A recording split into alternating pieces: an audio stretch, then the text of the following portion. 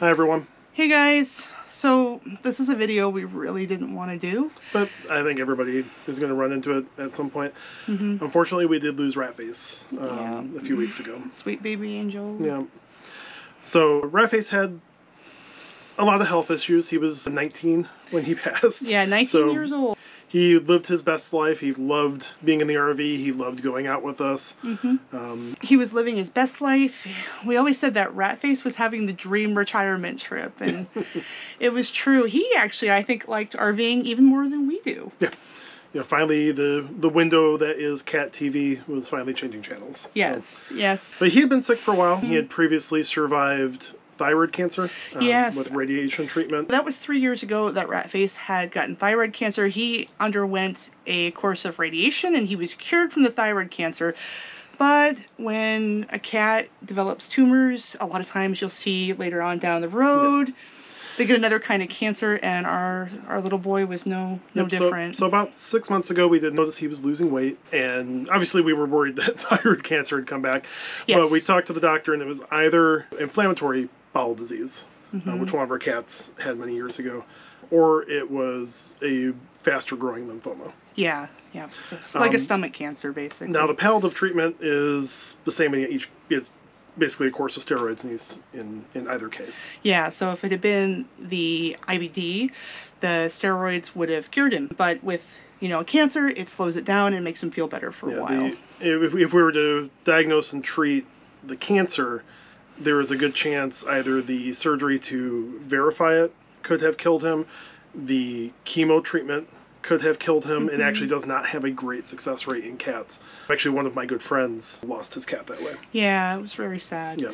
So we knew that either the steroids were going to do the trick, or it was just going to make him comfortable for a few months. And him being 19, that's the way we decided to go. And unfortunately, while his weight stabilized, it started dropping again. And he started having some mobility issues, and he lasted until we got to our current location, luckily, which is in a bigger metro, and we found a wonderful vet to help us out. But unfortunately, we will not be having Mr. Rat in our videos anymore.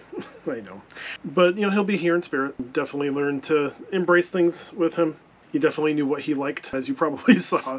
And the thing was, while he was losing the weight, we were really trying to keep the weight on him. So we had done everything. We had started feeding him kitten food, which is high fat and really delicious. We were feeding him multiple times a day. We were feeding him everything that he would eat. I mean, to the point where the cat was known to, if you were making a sandwich, he was known to get up on the counter, which he knew was bad. You would see him, and he would literally steal the lunch meat out of your sandwich. Yeah. So we were feeding him lunch meat at the end, like just trying to get him to eat something. Just at the very end, when he stopped eating everything else. Yeah, and this was something that, after we talked to some more vets, this is something extremely common. Yes. With the way that this progresses. And it happened very, very fast. He was walking around and chasing birds and stuff in Bend. Check if there's actually trash in there, trash pictures he's taking. Oh, so that's who he was going to be friends with. See if he's... Oh, he likes this. Oh, he loves Oregon. Yep. Oh. We thought he would. The other place was a little buggy for him. Yep. And no grass. No grass. Because I'm not reviewing this place, but I like having footage of him just being cute. Can you take him if you want? Sure. I can get the sewer hose set up. Sure. I don't think he cares who's holding him. Nope. I was just walking him around and he kept wanting to jump out of my arms. I'm like, okay. And then the very next weekend, just a few days after that video that I posted, we got to Portland, and he was not well when we got to Portland. He couldn't even jump up on a short footstool. It happened in like a day or two. Yeah. So he had obviously, like, something was either growing or pressing on his nerves. We knew that he wasn't getting enough nutrition, so there could have been lots of stuff going on there. He was only about 4.5 pounds at the end. Yeah, he was tiny. Yeah. So. And this was for a cat that, when he was at his prime, was 9.5 pounds. Oh, he was a chunky boy. This is just something that you have to deal with as pet owners. I'm very lucky to have had him for 19 years and have his brother his good friend Bella for 21 years. You might be RVing and you might have a pet who has issues when you go on the road. So we wanted to talk a little bit about some of the things that we did on the road for vet care. Because people were wondering a little bit how we managed that. Yeah, so we had a really good relationship with a vet in Dallas. At one point, we were caring for a diabetic cat, and after that, she would just give us injectable medications to get home because she trusted us. We had spreadsheets of his blood sugar. We were sending emails back and forth like weekly discussing his treatment options. Like, we had just a really good relationship with his vet, and that's the one that was seeing Ratface about every 6 months or so. So when we decided we wanted to go full-time on the road, I took Ratface in to see her and to talk to her about the whole thing, and she was really lovely. She was able to get Ratface's records. We had basically a copy of them, so if anybody wanted to know if we had to see another vet on the road, we could easily give them a copy of his health history. We also had the vaccination proof for RV parks and things like that. And then once he did take that turn about 6 months ago, we were in Dallas at a checkup. She was lovely. She gave us plenty of medicine to get, like, the steroids. We knew where we were going, so we knew once we got to Portland, we could establish with a vet here and get more medication. But she was so wonderful. She gave us like 3 months of the steroid that we could keep. She knew that we would be able to take care of that and deal with that well ourselves, and kind of just trusted us to be able to weigh him and check up on him ourselves because we had taken care of that. And like Paige said, unfortunately, he did take a turn when we got to Portland. So we had already set up a vet appointment before he even started to take a turn because we knew we wanted to get him more medicine and things like that. Yeah, we were going to look into some pain management because we noticed that he seemed to be slowing down. So we were wondering if it was arthritis or something. We didn't think it was the end or anything when I made the appointment. The two ways that I would say we took care of Ratface on the road is we swung through Dallas about every 6 months. That was both for us and for him. So we knew that we could bring him to the vet that had the most knowledge of him and of us and things like that. And it made sense, like you said, for us for our dental appointments. We would kind of schedule the dental appointments and the vet at the same time. So, you know, as we were just kind of cruising through, we would schedule all of that. And because we like the Pacific Northwest so much, we were preparing to get some of those in Portland and other areas as well, just kind of get established with some folks that we had that. So those are kind of the two major ways that we were taking care of it. But even so, we're anxious people. We like to look into the future probably too much. You could say that. Yeah. We're definitely planners. I think that's the nice way. The nice way of putting it. But we are anxious. Yeah. And anxiety is you looking into the future too much.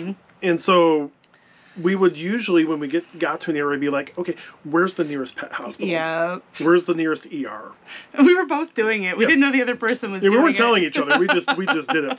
And so that's the other thing, is that you can basically kind of keep track of, like, okay, I know I have pets. I know, especially if you have elderly pets like we did, make sure you know what is available before something happens, because in an emergency, if you or your pet are having issues, it is much easier to decide where to go because you've already looked it up than to be Googling on some, dwindling internet connection on your phone trying to figure out where to go. Yeah. And I will say one of the tips that I got early on that was useful, we didn't actually end up having to use it because the timing ended up being decent for vet visits, was the Banfield vet hospitals that are in PetSmart stores. So, like, I can't vouch that they have good veterinary care or anything, but you can usually get walk-in appointments and prescription food. So if you have an animal that's on a special diet, if you need something that takes a prescription, they usually have good hours. They're located in most major cities. They have a whole network if you get stuck. Yeah, so it's just a chain that that you can go to. Yeah. I think they might have a couple of freestanding ones as well, but yeah, they're definitely like a chain across the U.S. Yeah. That is also an option. And they tend to deal a lot with travelers and weird medical records and things like that for RVers. So that's an option if the local vet is like, I'm sorry, I can't help you. You didn't grow up here 3 generations or whatever thing. You always have kind of that infrastructure. We didn't end up needing that, but luckily, he was kind enough to wait until we had. Oh my gosh, he was such a good boy. He was such a good boy. But that was another tip that I had gotten, especially like I said, your pet's on a special diet, needs, kidney care food or diabetic food or something like that. They typically will stock that. And they will deal with vet prescriptions. So nothing major is going to change for the channel. Won't have any more Ratface reviews, unfortunately, for the grass or the pet areas and things like that. I'm sure Paige may visit some of those eventually in the future as time goes on, but he won't be able to give his viewpoint. And we've been without him for about a month, and this is really the first time we've been able to talk about it. Like, if we had done this the first week, we would have been incoherent. I was a mess. He's our little baby. So yeah, it's been a month. It was really hard without him at first. Yeah. Well, you're so used to, and all of you, anybody that owns a pet knows this and has gone without them. We couldn't, since he was such a beautiful little black cat, we couldn't keep dark things in the places that he would lie because we would think that he was there. Yes, we'd wake up and I would see like a black bag or something, and I would get this moment like Ratface, and then I'd be like, oh, he's gone. Yeah. Like we had to move a whole bunch of stuff, and a lot of our routines changed because he would spend time with us in the morning and things like that. When you're traveling, a lot of times your routines are all over the place. He was definitely like a constant. Yeah. He had his own schedule. He stuck on it. Even when we switched time zones, he'd stay on the same same schedule.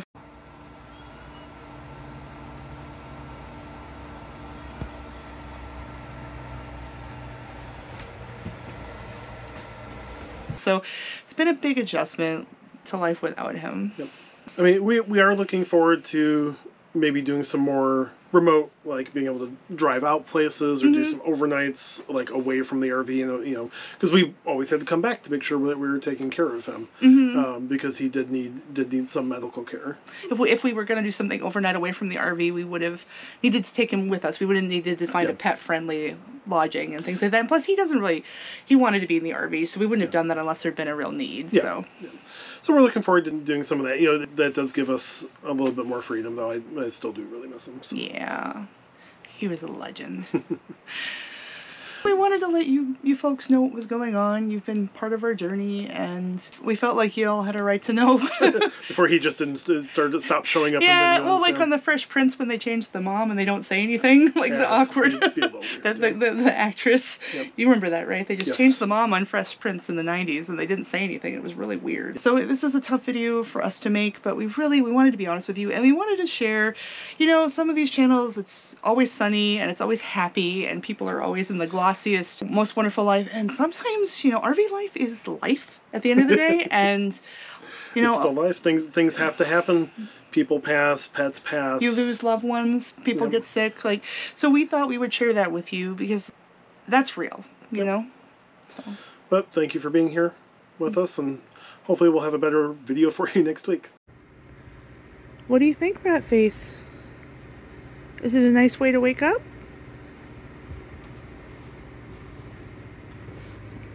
Yeah. Yeah, I love you too. Aww. It's a very nice way to wake up.